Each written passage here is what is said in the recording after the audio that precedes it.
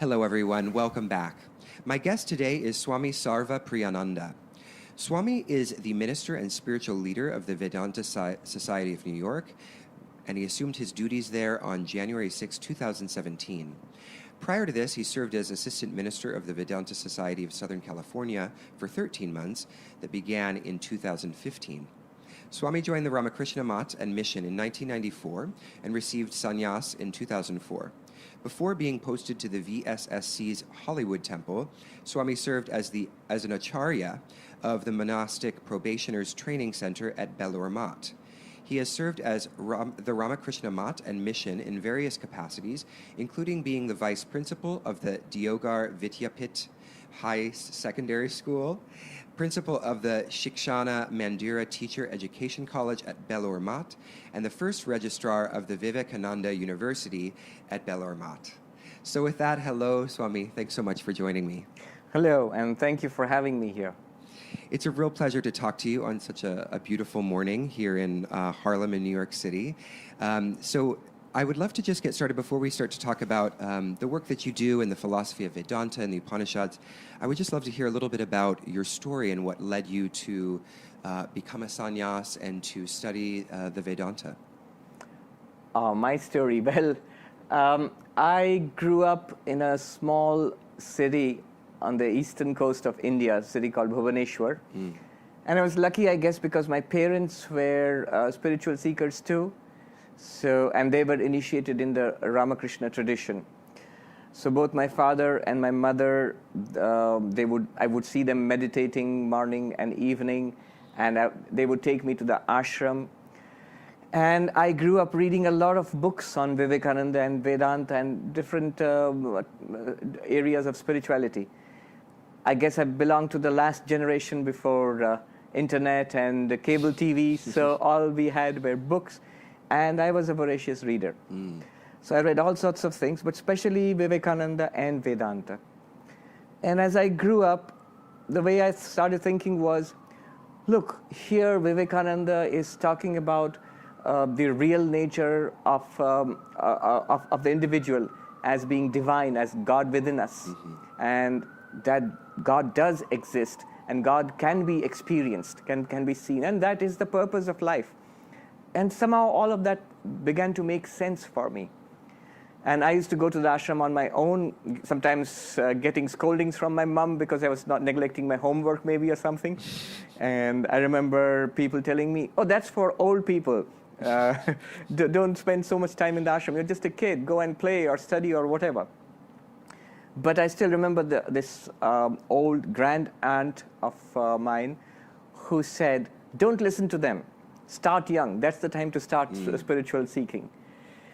And by the time I was in college, I had decided the goal of my life was to find God, to experience God. Just like the old books of Vedanta tell me, like Vivekananda was telling me.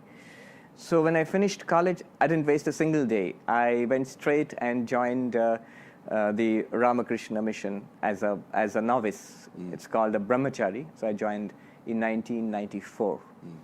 And I've been a monk ever since, from 1994 onwards. Excellent. And in your years being a monk, you've been traveling around quite a bit. You spent some years in India, and then you just relatively recently moved to the United States. Is that correct? That's correct. From 1994 till very recently, till just about a couple of years ago, I was in India, mostly in our main monastery in Belur Mat, which was established by Swami Vivekananda. And after that, I was sent to the Vedanta Society of Southern California to work there. That was last year. And then here in New York, we have a Vedanta Society, which is in fact the first Vedanta Society.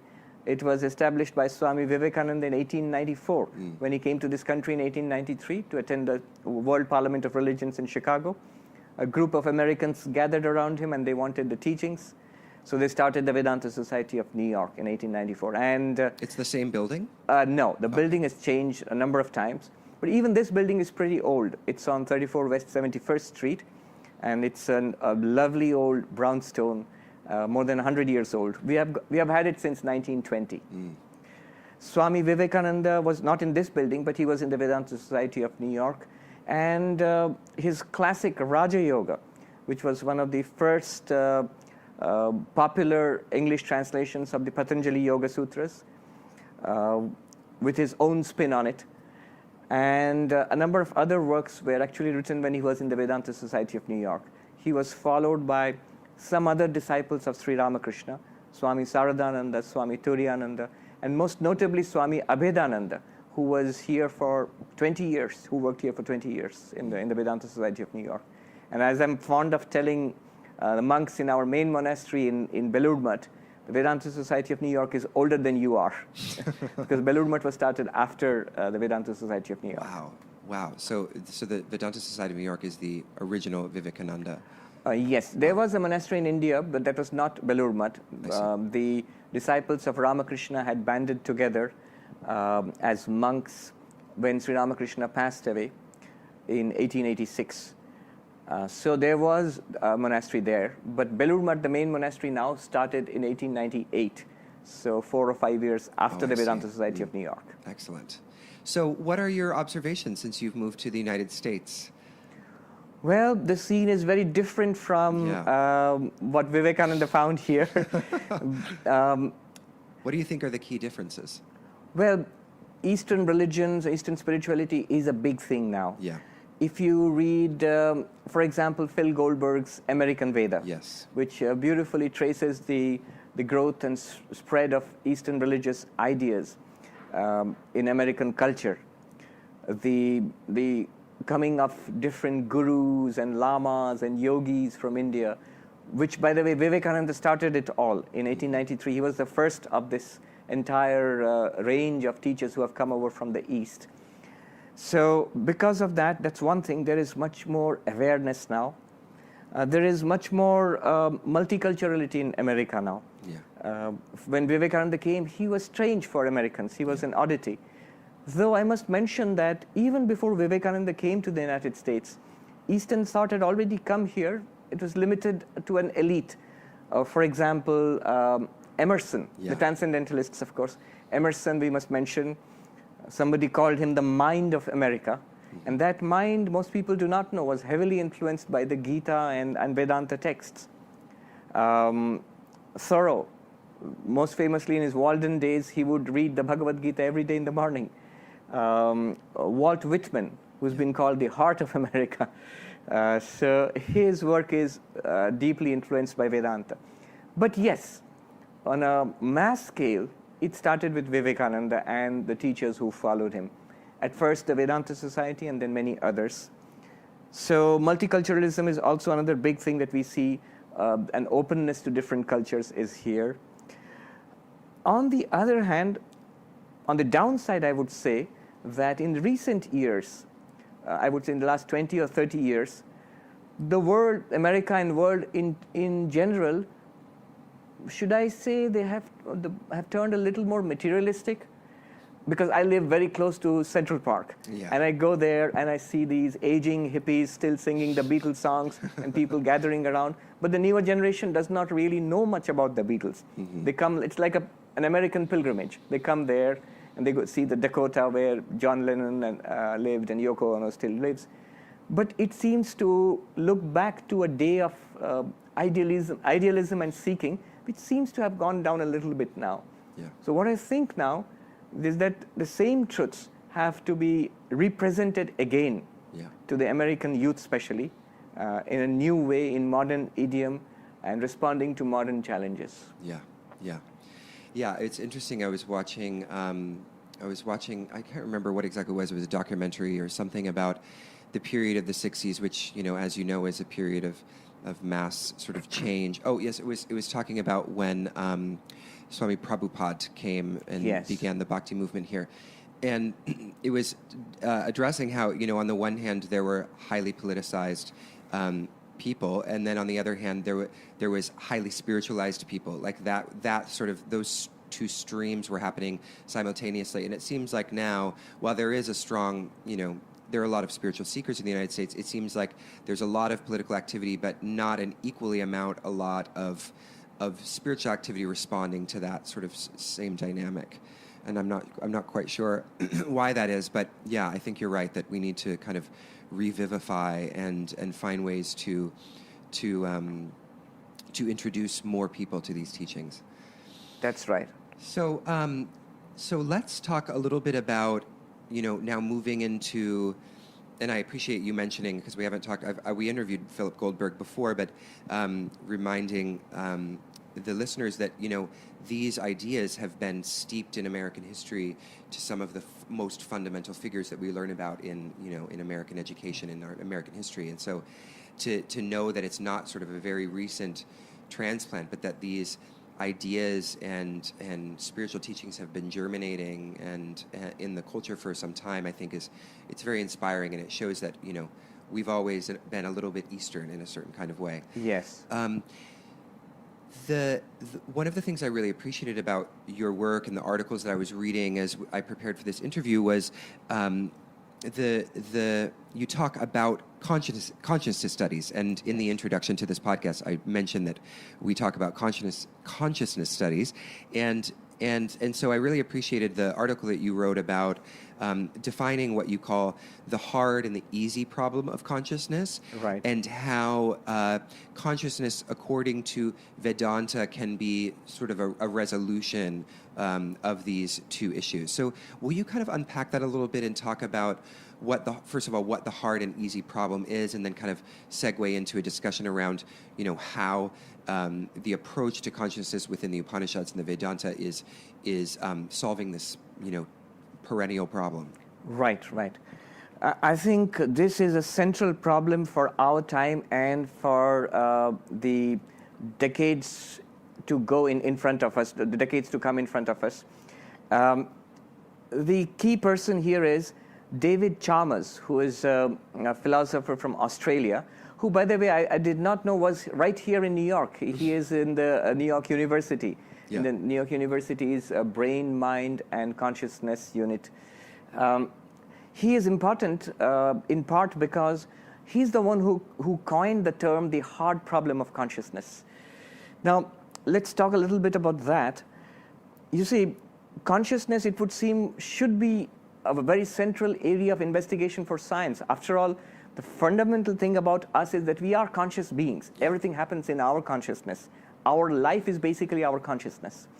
And yet, it's very interesting to note that science has actually not been interested in the problem of consciousness for a very long time. Yeah. It has been outward looking, so studying the universe, and then coming closer, studying the body, and much more recently studying the mind also. But even there has been a reluctance to study the mind on its own terms. There is a tendency to study the mind as brain, study the mind as behavior. It's only in recent times that consciousness itself has become a serious area of scientific research. Yeah. Partly encouraged, I think, by the availability of a wide array of new technologies which allow us to study the brain in depth. Now, David Chalmers, he coined the term hard problem of consciousness in this context. He said when we investigate consciousness, as in our study of brain science, he says that it divides neatly into two kinds of problems. The so-called easy problems, and easy I would put air quotes here because it's not easy in a technical sense, difficult, but easy problems in the sense that one can now study what is happening in the brain when we do various things. So when you have a cup of coffee, the scientists can actually scan your brain and with fMRI and see which neurons are firing, and they go, aha, this is the coffee drinking neuron. I mean, I'm joking, but it's not as that simple. But basically, mine's active right now. Yeah, basically it's a science of correlations. You do something, the subject does something in his or her conscious life, and the scientists see what the brain does corresponding to that. So in principle, it's a simple thing to do. Whereas there is a very different kind of problem in consciousness, is how it feels like to be conscious. You see, consciousness is the only thing which has an inner and an outer dimension. For example, there is a cup on your table, and the scientist can study it at the level of matter, at the level of physics, at the level of chemistry, at the level of objects. The scientist can study it, and that's the only thing to know about a cup. There is nothing, as far as we know, what it feels like to be a cup. Yeah.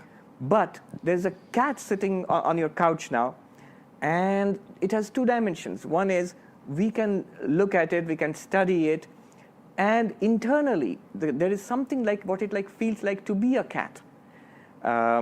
Thomas Nagel, for example, in his landmark philosophical paper on what it is like to be a bat, Yeah. he pointed out this distinction between the first-person perspective and the third-person perspective.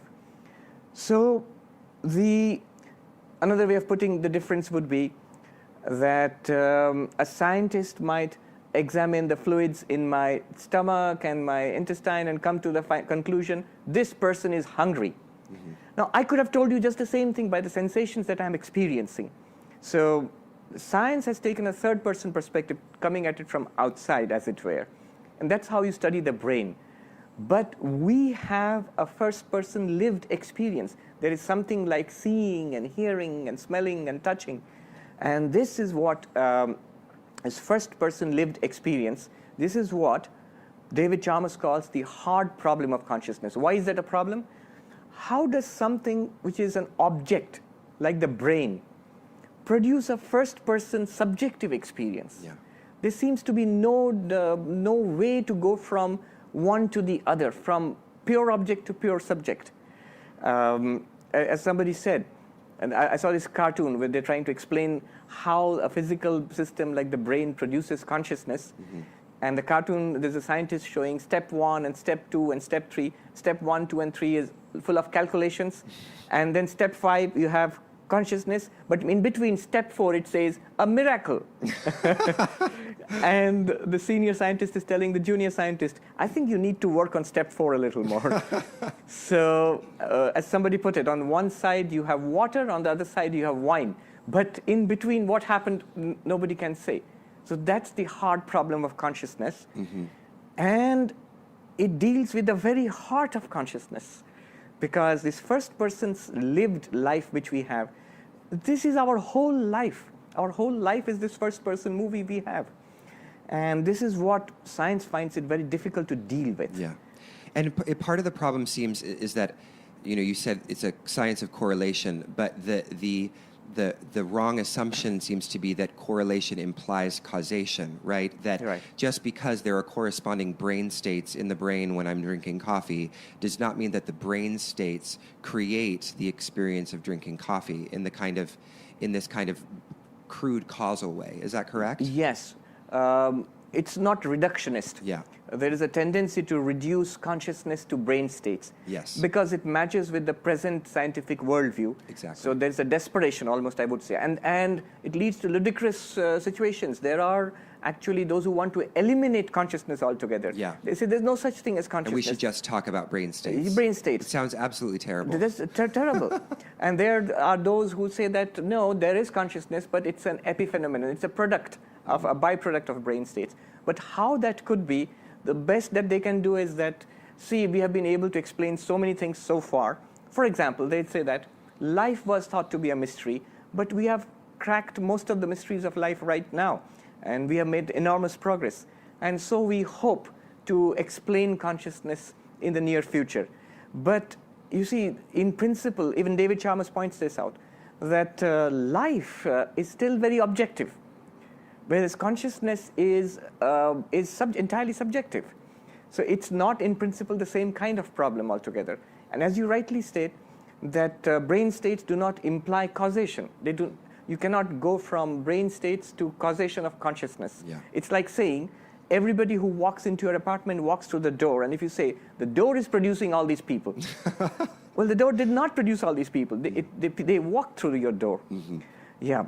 So that is the problem. I recently attended a beautiful, a very interesting debate between David Chalmers on one hand, and on the other hand was Christoph Koch, who is the chief scientist for the Paul Allen Brain Institute.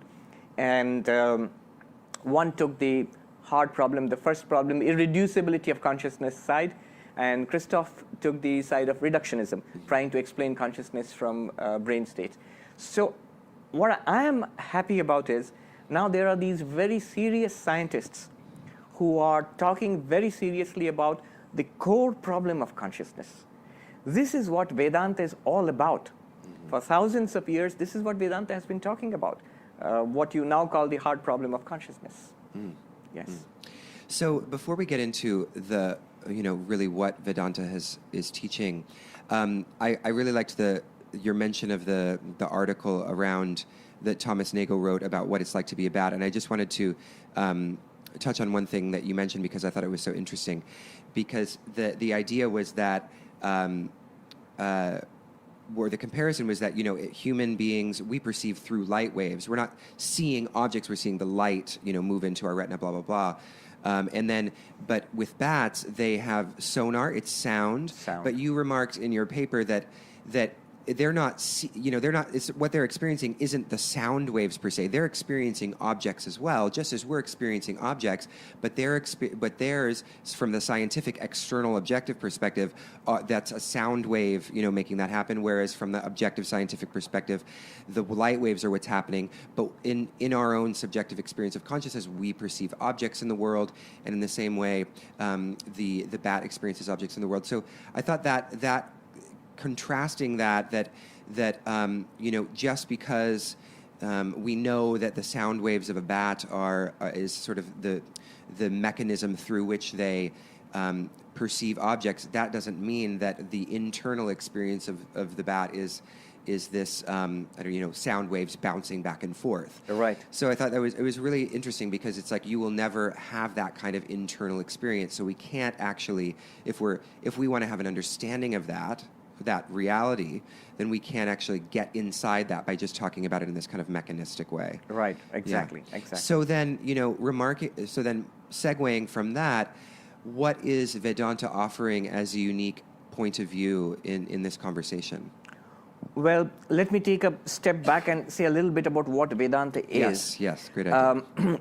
Vedanta, the word itself, means the highest or the final teachings of the Vedas. The Vedas, as we know, are the sacred texts of the Hindus.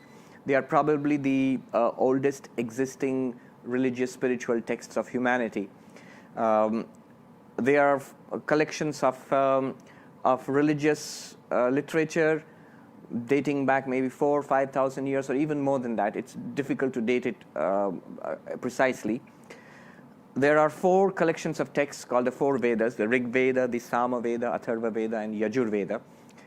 Now, there's a lot of ritualism going on there, but in each of them, you find these texts called the Upanishads. So the Upanishads are parts of the Vedas, often found at the physical end of the text, but not always. So the Vedanta is the philosophy which is based on the Upanishads, because Upanishads are sometimes found at the end of the Vedas, or more correctly, they embody the final teachings of the Vedas. Now, these Upanishads are a remarkable collection of texts. There is this book, Waking, Dreaming, and Being by Evan Thompson, who's a philosopher in Canada. Yeah. And there he quotes another philosopher who says that the Upanishads are so important in human history that it would be more fair to date the human history not as AD and BC, but as before Upanishads and after Upanishads. They are that important. The science of consciousness did not actually start 20 years ago or 30 years ago. We are now just talking about the hard problem of consciousness. But these things started with the Upanishads. The Upanishads are the science of consciousness par excellence. Schopenhauer, the great German philosopher, he came upon a Latin translation of a Persian translation of the Sanskrit original of the Upanishads. And reading that, he was so taken up by it, he said that I consider that no study to be more beneficial than the study of these Upanishads, except perhaps the originals. And he said the Upanishads have been the solace of my life, and they'll be the solace of my death, and so on. So the Upanishads are incredible, and they are all about the science of consciousness. To give you a sample, there is the Kena Upanishad. Literally, the Sanskrit word Kena means by what. So the first mantra of the Kena Upanishad goes, Keneshitam preshitam patati manah kena prana prathama prayeti yukta keneshitam vacham imam vadanti keneshitam chakshu shrotram Gaudeva chakshu shrotram yunakti. What it means is, by what does my mind have this experience of thinking? What impels my speech? What gives me the experience of seeing, of hearing? Now, these questions are remarkable because these are the questions that I think, more or less, David Chalmers is asking today as the hard problem of consciousness. You see, the Upanishadic teacher here, he's not talking about the physiological process of seeing or speaking. These are different physiological processes. The auditory system and the vocal system and the visual system, they're different biological systems. But he's saying in the singular that what is the one thing which gives us all these varied experiences of seeing, of hearing, of touching, of thinking, of speaking. And then the answer comes in very cryptic language that the thing which you are looking for, it is the eye of the eye, it is the ear of the ear, it is the speech of the speech, and it is the mind of the mind. What it means is there is something which is different from our biological system, and yet which pervades our biological system and makes these subsystems do what they were intended to do. And I give the example of electricity. If you ask, what is it that makes the light shine and the fan go round and round and the microphone amplifies sound and the computer work, you would obviously say, well, it's electricity. Now, electricity is something different from these systems, but it enters into these systems and makes them do what they do. Mm-hmm.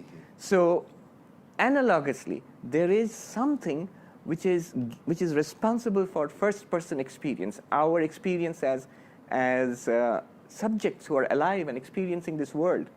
And that is the essence of consciousness.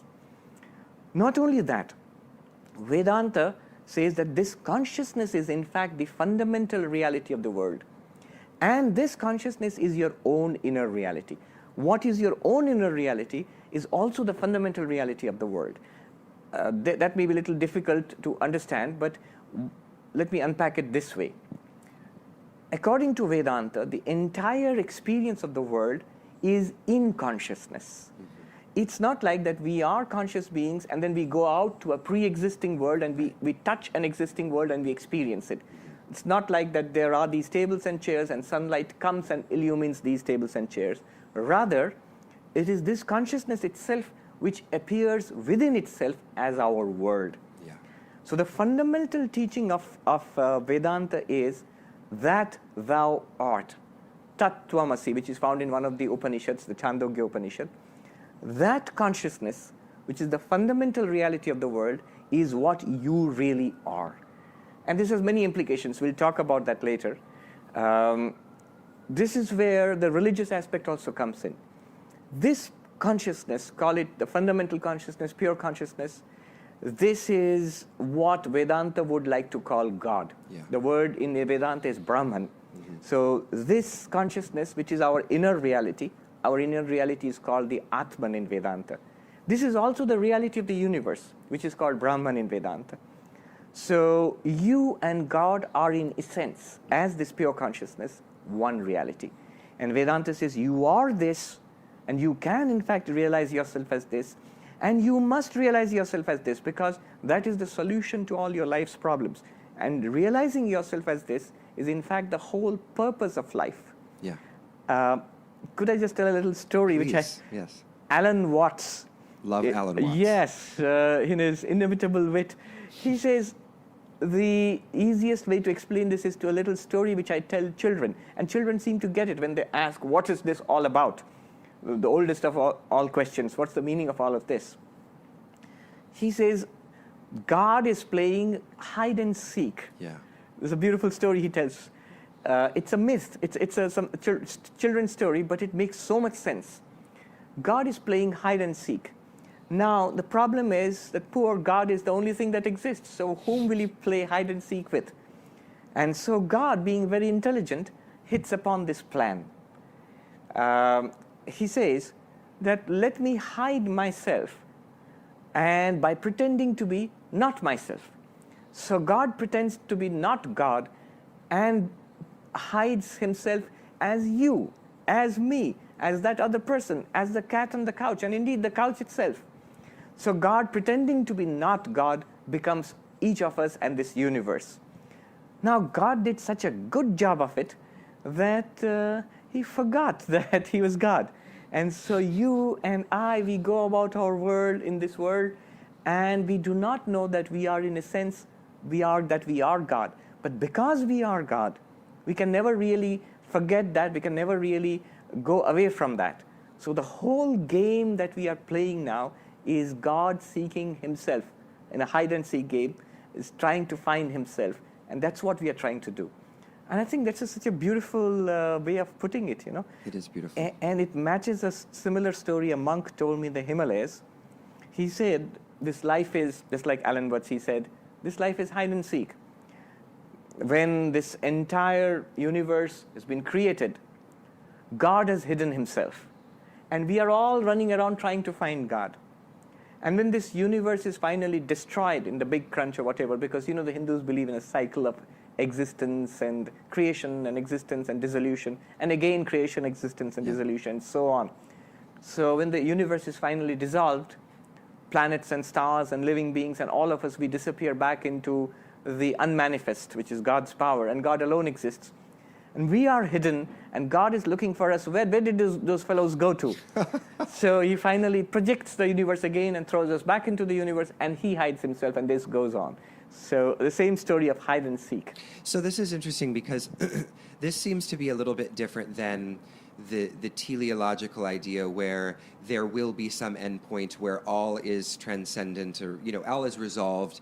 But what you're saying is that, you know, the divine play, the play of hide and seek, is an infinite game of God, and that, and so which is a beautiful. I love this idea, but it seems to contrast a little bit with one of the kind of prevailing views, which is that, you know, this kind of immanent world is somehow degenerate and sinful, and we're looking to transcend it, and then once we transcend it, we get to heaven. We're going to be there for eternity. But what I hear you saying is, you know, according to the Vedanta, you know, everything is divine already, but there is this kind of ebb and flow, these cycles of the kind of hiding and seeking. And is it ad infinitum? Is that the idea, according to Vedanta, that this process just continues to unfold for all of time? Right, both are true. That's the amazing thing about Vedanta. The transcendent is always there. Yeah. Brahman, as pure consciousness, existence, bliss, is always there. It was always there earlier, it's there now, and it'll always be there in future. Because you can just see I'm using the language of time here, past, present, and future. But at the same time, it appears as this world of change and duality and creation and existence and destruction. Now, this is the crucial point. Vedanta talks about two tiers of reality. One is the absolute reality, which is Brahman, which is transcendent and eternally perfect, existence, consciousness, bliss, and that's our real nature. We are that already. On the other hand, we must provide an explanation for this world because we are living in this world. It's not enough to say that Brahman is existence, consciousness, bliss, because we'll go good for Brahman. What about us? Here I am, and in New York, in Harlem, and now what do I do with my life? So now what Vedanta says is this is the appearance of Brahman. Brahman, the reality, is eternally perfect as existence, consciousness, bliss, and it is so right now. The link between these two, the journey from this appearance to reality, the journey is one from ignorance to knowledge. Yeah. It's not a journey through time. You see, it's not that in the teleological view, this is the only reality that is, and this will all come to an end and some kind of nice ending at one point. That's one way of looking at it. But Vedanta does not say that. Advaita Vedanta specifically does not say that. Advaita Vedanta says that the transcendent is already perfect and it's here and now and forever. This appearance will go on forever. We cannot find a perfection in this universe of appearance. It's not that the universe will one day end in a perfection. Yeah. This will ebb and flow. Creation, existence, and destruction will go on in an infinite wheel of existence, and infinite wheel, it'll circle through that. But this is not the reality. As Alan Watts said, that this is a story actually. There is a reality behind the story. There is a truth behind this story. And that truth is that Brahman is right here and right now and available if we move out of this appearance into truth through knowledge. When you realize that thou art Tattvamasi, this is the secret that we have to realize. This is the bridge between the appearance and the reality. I loved it when Alan Watts sort of mischievously and humorously he says, if religion is the opium of the masses, then I must say that the Hindus have the inside dope. So the inside dope is that thou art. Yeah. Yes. Yeah. So according to the Advaita Vedanta, is the idea that once Brahman is experienced as truth and reality, that appearance would then dissolve, or is it that appearances would be perceived differently? Again, both are right. As long as this particular individual body persists, because there's the whole idea of karma. You see, this world of appearance is ruled by causality. Brahman is beyond causality, and you also, as Brahman, you are beyond causality. But in this world of appearance, this body, for example, is ruled by causality, and by that I mean by past karma. The load of past karma is upon this body and this life. So even when a person becomes illumined, that individual existence will still continue until the death of that particular body. It's only that once a person is illumined, karma has no hold upon him, so he will not be pushed into other lives and other bodies as we are. We are helplessly swept along on the ebb and flow of karma. But the enlightened person knows himself or herself to be Brahman, so as Brahman is not affected by this. As long as the body remains, that person is called free while living, Jivan Mukta. And to that person, everything in this universe is an appearance of Brahman. So he or she sees the entire universe as Brahman, himself as Brahman and everything else as Brahman. But also sees this universe, sees the body and experiences the mind and experiences names and forms of the world out there exactly as we do, but additionally knowing that it is all Brahman. But at the end of this particular life, it does dissolve. The physical body dissolves, the subtle body, the mind and the intellect and the storehouse of memories, chitta, all of them go back to nature, and the individual soul, already free, remains as Brahman. So to sum up, both of them are true. This particular manifestation continues, but for that enlightened person, that person can truly talk in the language of manifestation and appearance and Brahman being the reality. The other person on the other side of enlightenment, for that person it's theory, because this world seems to be the only reality.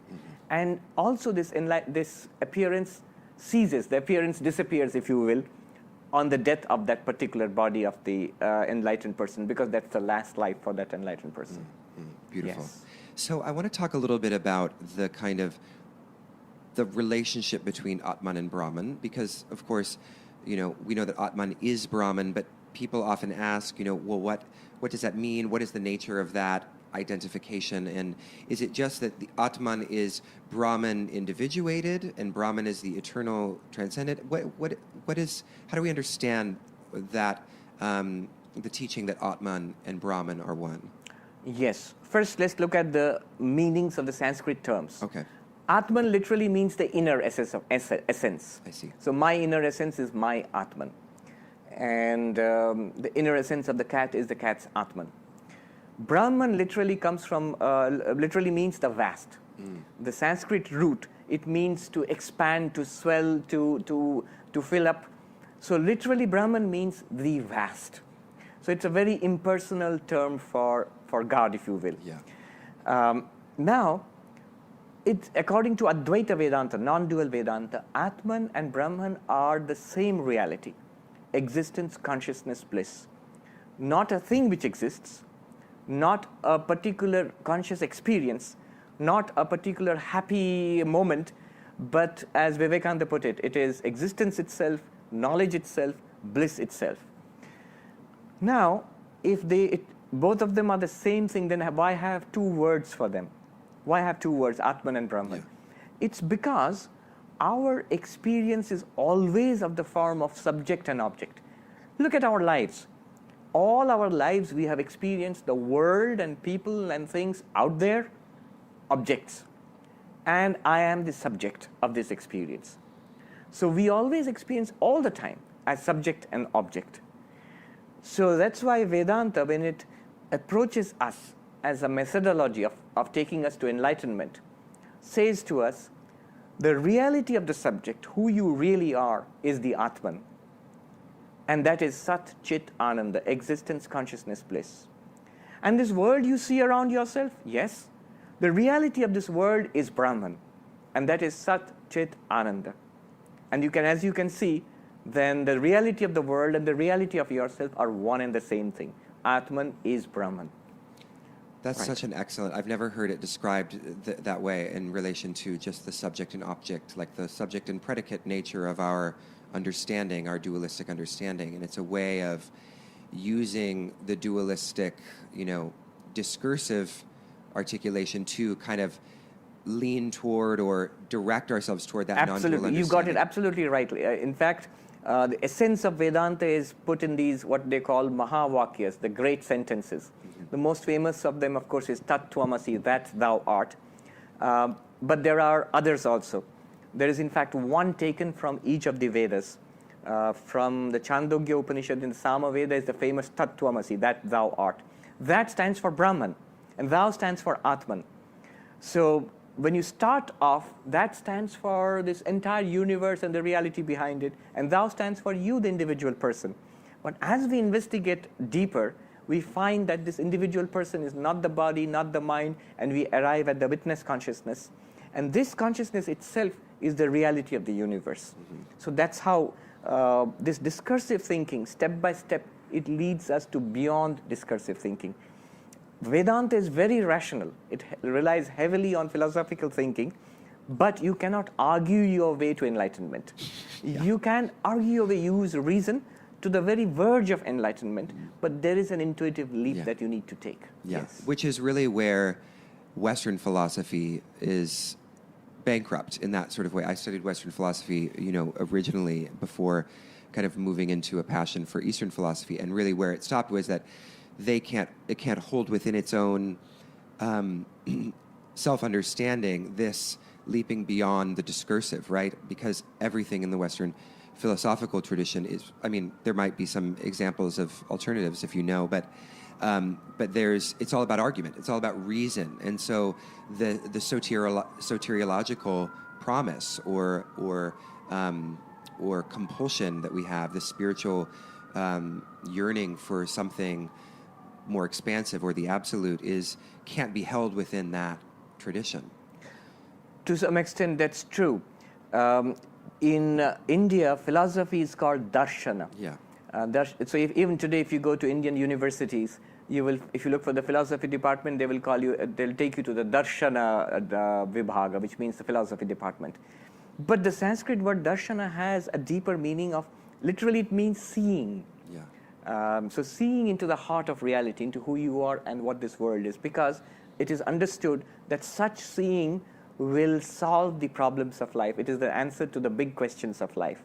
So that has always been understood in India. This is something that covers all the Indian philosophies, although they are very diverse. All the schools of Hinduism, whether it's Vedanta or the different schools within Vedanta or Nyaya or Vaisheshika or Yoga or Sankhya, Kashmir Shaivism or Tantra, many other schools, or the schools of Buddhism or Jainism, they are all darshana. Yeah. They are all soteriological in their purpose and in their goal. But they are also very philosophical. They are, yeah. They're tremendous. They have a tremendous emphasis, very rigorous, very analytical. If you go to the texts of Nyaya, Navya Nyaya, for example, the school of neologic, which is, by the way, in India, new means 1,000 years old. So neologic is 1,000 years old. But they are among the most rigorously argued texts I've come across in any literature of the world. So a lot of dependence on reason. They take all the faculties of the human system, whether it's reason, whether it's emotion, whether it is the power of concentration, the power of will, all the capabilities are put to use to the overarching the goal of enlightenment. Mm-hmm.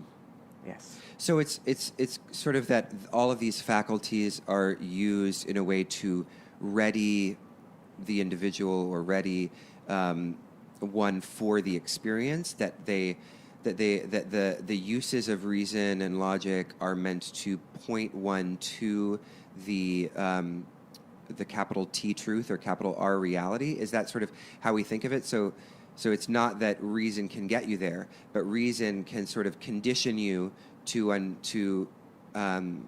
point you in the right direction? Absolutely. Swami Vivekananda said that our intellect, our reason, is the highest gift that God gave us. Why is it that in religion we have to set reason aside? Yeah.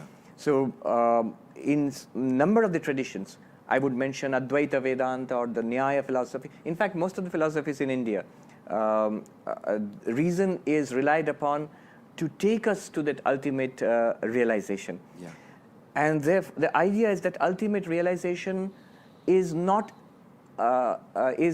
against reason. Yeah. It is not irrational. Right. It may be supra-rational, but you will, even from the point of view of reason, there will be nothing to criticize there.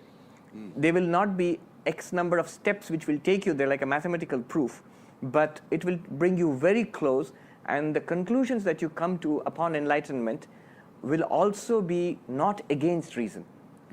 They will not require you to believe in something that's absurd. Yeah. They will not require you to believe in something only on the basis of faith. Yeah. So, in fact, the term used for religion, faith, nowadays, is not quite applicable to something like Advaita Vedanta or, say, Tibetan Dzogchen Buddhism.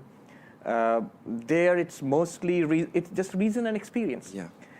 Could I make 2 points here? Please. One is that there is one way of talking about this in Vedanta, which is the path of love and belief and faith and surrender, the bhakti approach, Yeah. which has a lot in common with the major religions of the world, in Hinduism and also in Islam, Christianity, Judaism, and so on. There is another way of looking at this, which is the way of experience, which is what Vivekananda pushed so hard and which really resonated with the Americans in the late 19th century, which is when he said, God has to be experienced. We must be able to, if God exists, we must be able to see it. If Brahman and Atman are realities, we must be able to experience it. And so he spoke the language of Patanjali Yoga, where you do these practices and attain these experiences called samadhis, which will demonstrate to you irrefutably that these are truths, that you are an immortal soul, you are the Atman, you are not the body and mind. So these truths can be experienced. Yeah. Do these practice and get, and this is something that appealed to the scientific mindset, of the late 19th century, which was very much, you must demonstrate it, you must prove it. And Vivekananda responded directly to that. Yes, we can prove it. Just like science proves its results, we can prove it. But there is another way, which I want to distinguish from this path of experience. That is the path of knowledge. I'm contrasting Jnana Yoga, the path of knowledge, with Raja Yoga, the path of meditation. The path of meditation says that do these practices, and you will get some extraordinary experiences which will prove to you the truth of spirituality and religion.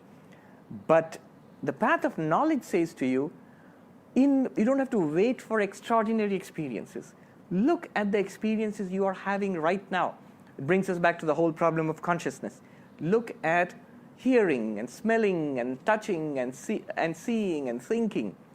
What the teacher in the Upanishad, when the question comes that what makes me think, what makes me speak, they're not talking about extraordinary experiences. They're talking about the most ordinary of our experiences, which everybody has all the time. And the claim in this path is that if you investigate this deeply, and that's what the Upanishads do, they investigate our daily experiences deeply enough, you will come to the truth and you will get enlightenment right here and right now, even without those extraordinary experiences. So this path is the path of knowledge, and this needs to be distinguished from the path of experience, which again needs to be distinguished from the path of faith. I'm not saying that you need one to the exclusion of others. If you have all three, well and good. But the clarity needs to be there about these paths. Yeah. That's one. And the other thing I want to mention about reason and experience is this. Sam Harris. He is, you might find it strange that a person of religion is mentioning Sam Harris, but he's a very popular speaker on atheism today in America, for example. But he makes it a point to mention that he considers religion to be mostly superstition but he makes it a point to mention that there are these two traditions which he has come across, Advaita Vedanta and Dzogchen Buddhism, the heart of Tibetan Buddhism. He says there is truth in them, I cannot deny it. That the reality which they speak about, he says it's as much a truth as any scientific truth. So that's where I think these Eastern traditions have a tremendous relevance to our modern narrative on consciousness studies, on science and religion. So that's the point I wanted to make. Yeah, that's a beautiful point. And just to go back to one thing you said that I really loved was you say that the experience is not irrational. It might be super rational, but it's not irrational. And why I like that you mentioned that is because the mystical experience, we often refer to these experiences as mystical, and mystical often gets associated with irrational. You know, you have like irrational on one hand, and then you have mystical on the other hand. But what you're saying is that it's not, and that it's not going to deny anything that you perceive to be true, or it's not going to be. And so I think that's just a really like useful point to kind of meditate on. I'm losing my train of thought. Where did we just end? About the importance of reason, we are talking about that. If I could just add something. Yes, please. Go for it.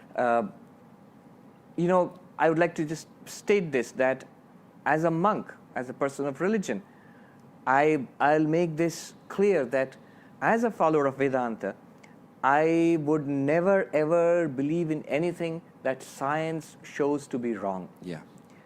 Vedanta never asks you to believe in something that science has shown to be not a fact. And I would be willing to give up any of my set of understandings or beliefs if it's modified suitably by science.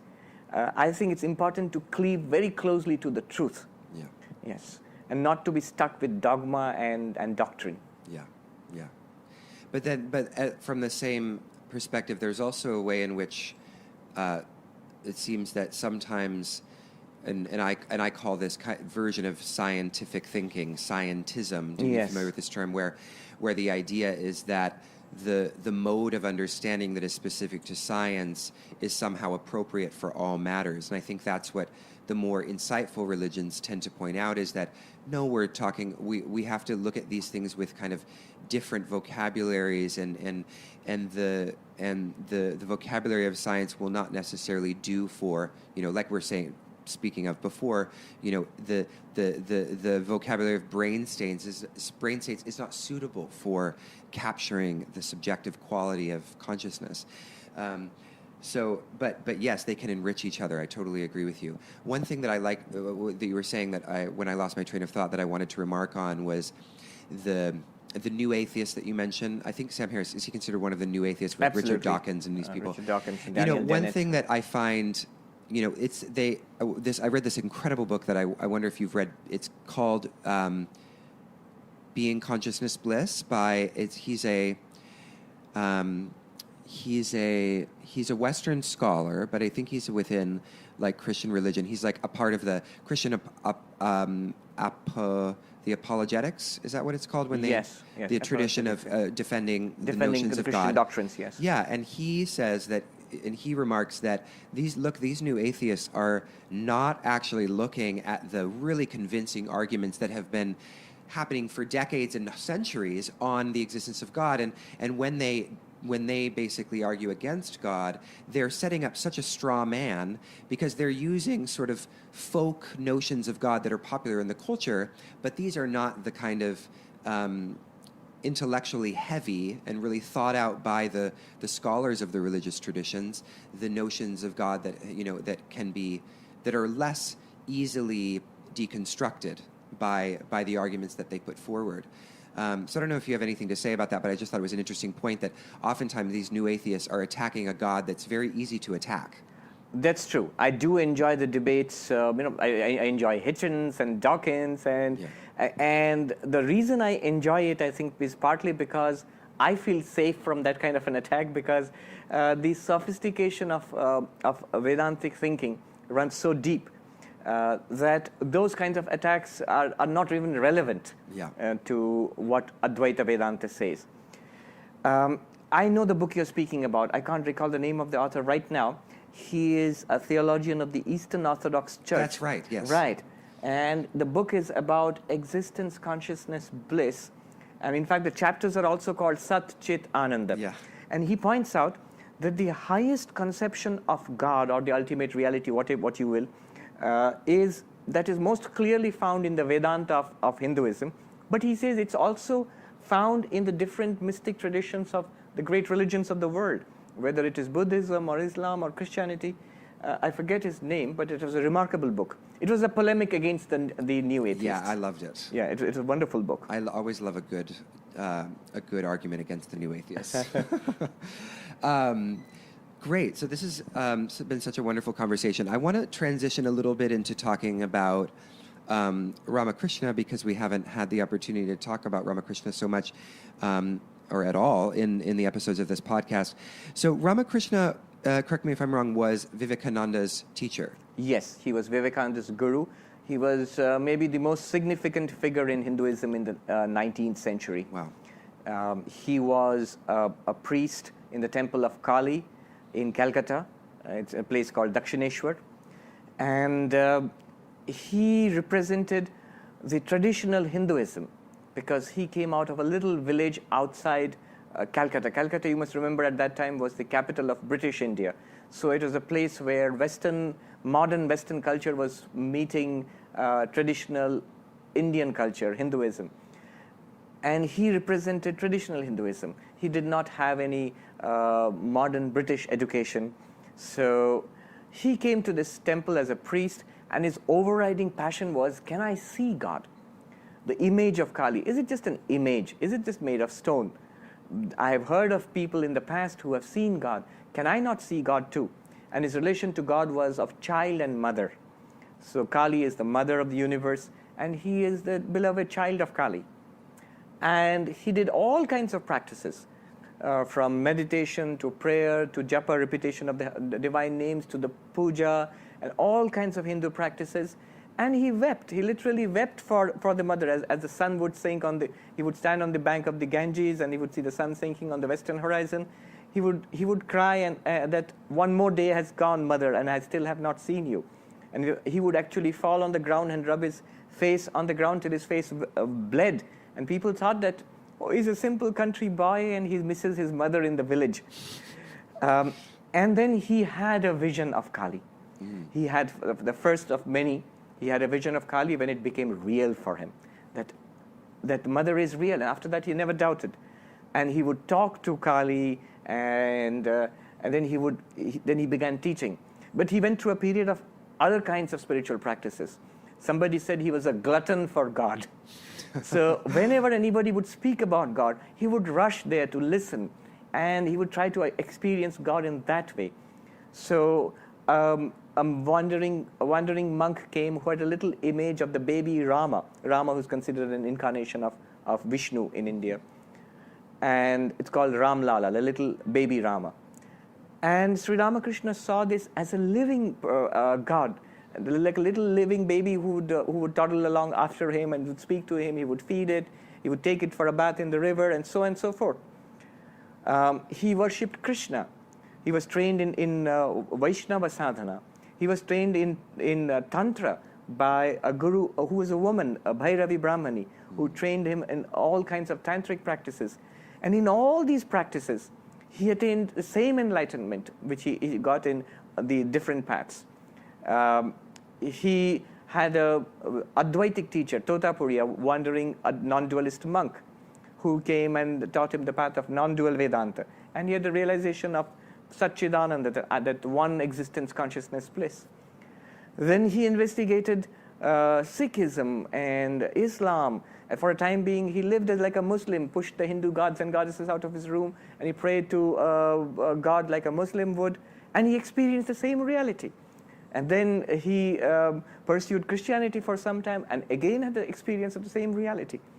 So he came to this grand conclusion in Bengali, Jato Mat Tato Pot. I mean, every Bengali knows this saying now. As many faiths, so many paths to that one reality. He said there's no need to quarrel in the name of religion. In fact, he says those who quarrel in the name of religion are not truly spiritual, and they're not really interested in religion. All religions lead to that same reality. And he said you can learn from different religions. He did not mix and match, but he, for example, he would tell the Brahmos, who were a reformed sect of Hinduism, who did not like image worship. They wouldn't go and worship an image of Krishna, for example. They were very Upanishadic and very formless and so on. He told them, what you're doing is good, but look at the love that those Vaishnavas have for Krishna. Why don't you take that love, just the love aspect of it? So he would encourage each person in his or her own way, and also tell them to broaden out, not to be fanatical, and to learn from others too. He taught Vivekananda, and he authorized Vivekananda to teach. Vivekananda gathered a group of young men who were the first monks of our order, and he had many, many lay disciples, men and women. So it started a huge wave, a movement in Hinduism, the waves of which have reached the shores of America too in 1893 when Vivekananda came here. And he spoke for the whole of Hinduism when he came here. So that was Ramakrishna. He passed away in 1886. So pressing the idea of many paths, one truth a little bit, with, I guess, let's use the example of Krishna Bhaktis. So in the kind of system of understanding or the spiritual understanding of that movement, at least according to my, novice understanding, the end, the truth, the final truth is to kind of live in eternity with Krishna, as Krishna Lila, right? And then the non-dual Vedanta and also non-dual Tantra, there's kind of a formless absolute, or something that there are no features. It's kind of like we dissolve into this oceanic oneness. Yes. So, with such different articulations of the final truth, how do we understand those two to be the same? Well, I'll answer this in two ways. Okay. The first answer is, why are there so many different articulations if there is only one truth? The reason is Hinduism understands that truth as infinite and beyond language. There is a Sanskrit term, avang manasagochara, which means beyond language and beyond thought.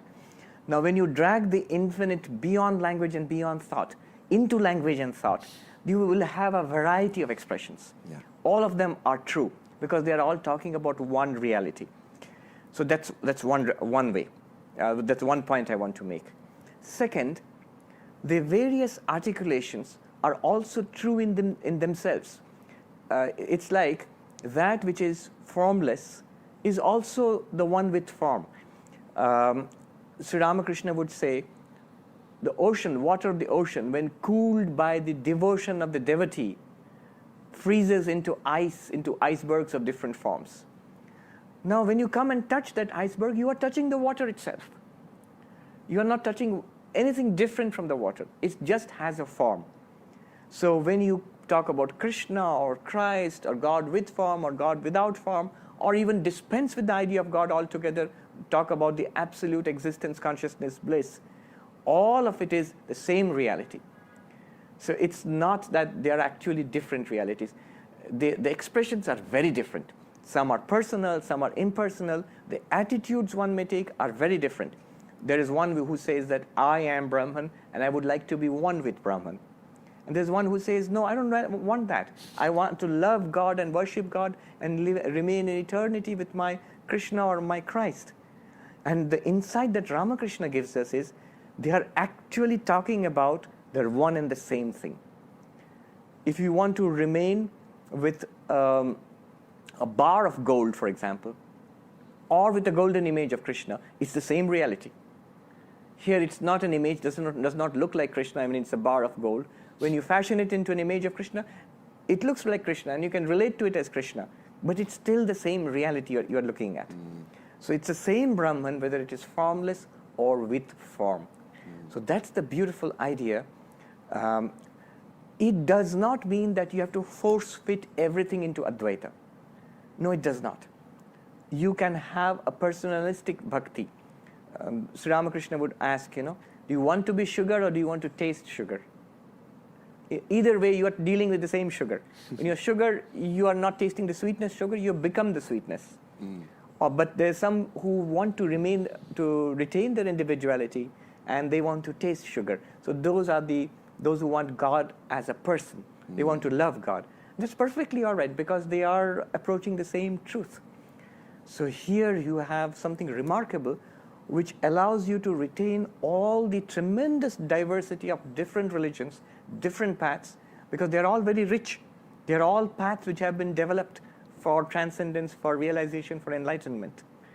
You see, if you were to sum up what Ramakrishna taught, a monk told me that there's just 4 things you need to know about Ramakrishna, what he said. First thing is, God exists. Which God? Whatever way you understand God in, as the impersonal Brahman, as the Shiva which you yourself are, or as the lover Krishna of Vrindavan or Christ, whatever you think of God. It's all the same reality, and that reality exists. It's not theoretical, it exists. Second, it can be experienced. Enlightenment is a real experience. Third, it must be experienced. That's the whole purpose of life. Enlightenment, God realization is the purpose of life. And fourth, there are different ways of doing it. They're all true. They are found in the different religions of the world.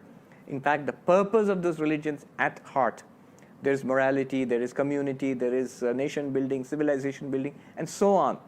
And on the periphery, there is politics and so many things. But the core purpose of religion is this enlightenment. So these are the 4 things which Ramakrishna really taught. God exists. God can be experienced. God must be experienced. It's the purpose of life. And there are different ways of doing this. Yes. Wow. So a final question, which may be a little bit, I don't know if provocative is the right word, but, it seems to be a pressing concern. What are your thoughts on the rise of fundamentalisms within religion? Do you have a diagnosis for why we're seeing so much of this? Not that this is new, it's been perhaps throughout human history that we see fundamentalist dogmas and stuff like this. And how do we respond, as practitioners or spiritual seekers who do ascribe to the kind of view that the kind of holistic view, we might say, yes, that you're proposing or that you align with? Well, there are so many scholars and thinkers who are thinking about this problem now. Why is there so much fundamentalism in different religions of the world, across the world, and leading to so much violence and terrorism? I guess because the world is in times of change. Yeah. There is tremendous change here in the West, and even more so in a place like, say, India or the Middle East. Which is new. It's fundamentalism in India is a rather new phenomenon. Yes, but what happens is when there is tremendous change in society, people react to it in maybe 2 different ways, extreme ways. One is embrace the change and abandon all that is past, the tradition and old customs. And religion is one of the first things usually to be dumped. Right. And the other extreme is they try to hold on fast to the literal interpretation of religion. Some kind of literalism, you'll see, is at the heart of most fundamentalisms. They are trying to protect themselves against perceived threats. They don't know who they are, what they are, and where life is taking them. They feel threatened by the changes. Maybe that's one of the reasons why they retreat into a very rigid definition of religion. The problem with these rigid definitions of religion is they're often not anywhere near reality. They are something that you imagine from the past and you're trying to import into the present. Maybe it was not like that even in the past. And it's certainly not a reality in the present. And it leads to violence. It leads to oppression.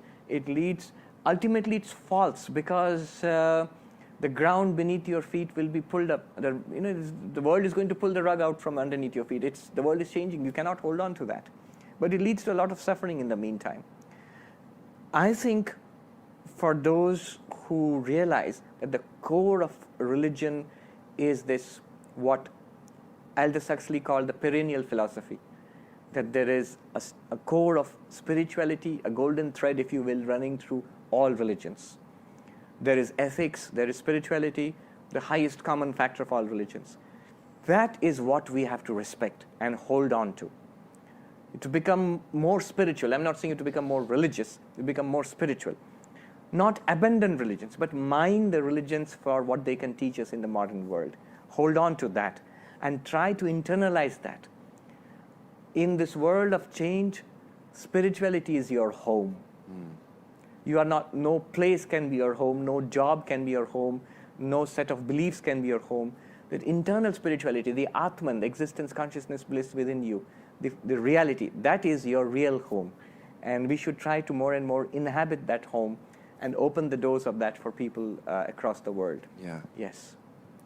So there's a lot of sensitivity, understandably so, I suppose, around particular people who are native to India, who are sensitive to the ways in which yoga and Indian philosophies are being appropriated by the West.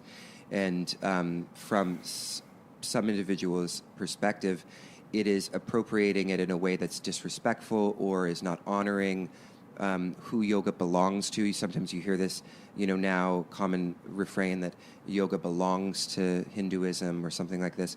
So what is your response to that? Do you have any thoughts on the way in which yoga has become marketed and packaged in the West? Do you see that as being problematic or not? Well, let me tell you two little anecdotes. One was I was talking to a group of American kids in LA in a school, and it was an introductory class on Hinduism, so I was invited to speak on about Hinduism. And when I mentioned yoga, one little boy said, oh, you have yoga in India too? So that's one side of the story. So yoga is so popular. I think sometimes yoga is more popular here in USA. You have yoga studios in every street corner, maybe, in at least on the West Coast and the East Coast. Yeah. Then maybe it is in India. The other side of the story is in Portugal. Recently, we had the International Day of Yoga all over the world. It started 2 years ago. I was there for the first International Day of Yoga conference in Portugal, in Lisbon. I love Lisbon. It's beautiful, Lisbon. Yes, beautiful. It's a bit like New York is right now, yeah. warm and sunny. Yeah. And one of the members of an Indian confederation, Indian yoga delegation, said to me in a very annoyed tone, Swami, do you see what's happening? All these confederations have come from different countries of the world. Some of them are genuine, some of them are talking about yoga which has very little to do with the original sources of yoga. So we must do something about this. We speak out against this. I did not agree with him. I scolded him and I said to him, look, when yoga was in the hands of a few Indians, say about 150, 200 years ago, 100 years ago, before it was newly systematized and exported to the West. Right. What did you do with yoga? How many of us did yoga? It would have died out like many other knowledge systems. When you throw it open to the world and the world adopts it in a big way, now look, the United Nations has unanimously adopted resolution for celebrating the International Day of Yoga. And it's a worldwide phenomenon. You don't have to do anything more to promote it. You can neither stop it, but you can help it. So that's what I said. It's a good thing that that yoga has been given without any holding back to the world. The world has adopted yoga. And when any civilization adopts something, it also adapts it. So modern America adapts it. There was this professor in California who, in fact, mentioned this phenomenon about yoga. He said, look, we in America have this uncanny talent for making even the most profound things superficial. But I'd say that's only one part of it. Yeah. The enthusiasm of Americans has spread yoga across the United States and also in different parts of the world. That helps to preserve yoga, and that helps to develop yoga. Now, all developments may not be welcome, may not be very good either. Some of them are very commercial, some of them are very far away from the roots. So this group, now I come to this group you're speaking about, who are criticizing who are displeased about developments, the way it has developed. This group also has its role to play. Because of this critique, there will be some amount of balance coming into it. Yeah. The government of India has set up authoritative bodies which will teach yoga, certain forms of yoga which are pure, if you will. And that has its effect too. So when people go out to learn yoga, they would like to know, do you come from a recognized tradition of yoga? And people ask that. And it's good that people ask it. And so we will have a balance. Yeah. I think a bit of criticism is also necessary. Yeah, yeah. Wow, that's such a diplomatic way to put it, because you're right. It's that critical voice is very important for those of us who do come from a culture that has kind of adopted and adapted to really reflect on, to really notice, okay, well, what has changed? In what ways have we adopted this? And how does this contrast with the original teachings and whatnot and the other? So, yeah, you're right. This conversation is important on both sides. Well, thank you so much. This has been such an incredible conversation. Thank you for having me, Jacob. Yeah, absolutely. So just to close, if you want to share anything about, we read a little bit that you're here at the Vedanta Society in New York, and you're the director, correct? I was called the minister in charge. Minister in charge. The Swami in charge. Excellent. So are there any programs coming up or any workshops that you're giving that you might want to share in case the listeners want to attend? Well, we have regular classes in Vedanta texts. So classes in Aparoksha Anubhuti, which is running right now, which is a remarkable text written by Shankaracharya about 1400 years ago. We have classes in Panchadashi. There's something we call the Vedanta Study Group, which meets on Wednesday afternoons. We have classes on the Gospel of Ramakrishna on Tuesday evenings. And on Sundays, we have the Sunday service at 11 o'clock, where I give Vedanta talks, followed by music and food. So no Vedanta talk is complete without food, I think. So and we have Vedanta literature there, and people can come in for the evening vespers and meditation and so on. So that's what we do at the Vedanta Society.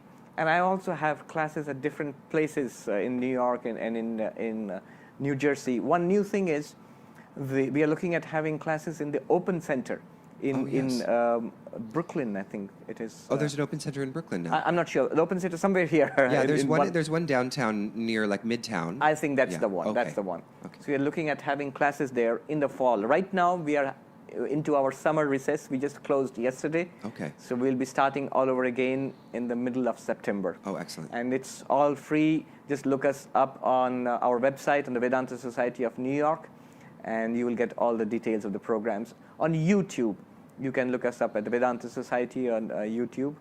You can search for me by name too, by Swami Sarvapriyananda. A lot of Vedanta talks out there. Yes. I first encountered Swami's work through YouTube and watched a number of his videos, and definitely check them out because he's an excellent teacher, as you can probably already tell, and they're very informative. And also he has a number of writings that you can find on academia.edu if you just search for Swami Sarvapriyananda.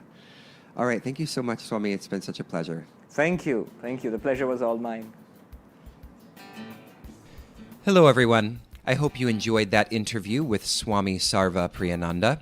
To learn more about Swami and his teachings, just head to either vedanta.org or vedantany.org.